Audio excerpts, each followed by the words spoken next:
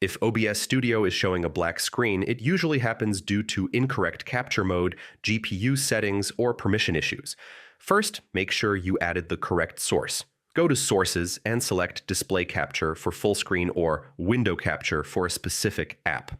If you are recording a game and seeing a black screen, switch between Game Capture, Window Capture, and Display Capture to find the correct mode. Run OBS Studio as administrator to fix permission issues that can block screen access. Check your graphics settings. On laptops with both integrated and dedicated GPU, set OBS Studio to run on the same GPU as the app you are capturing.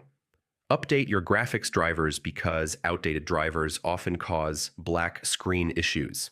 If you are using display capture, try changing the capture method in settings to improve compatibility.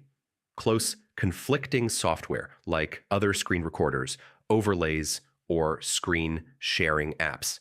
Disable hardware acceleration in browsers or apps if you are trying to capture them. Restart OBS Studio after making changes to refresh capture settings. If nothing works, reinstall OBS Studio to reset all configuration files. These steps will fix most OBS Studio black screen problems on Windows.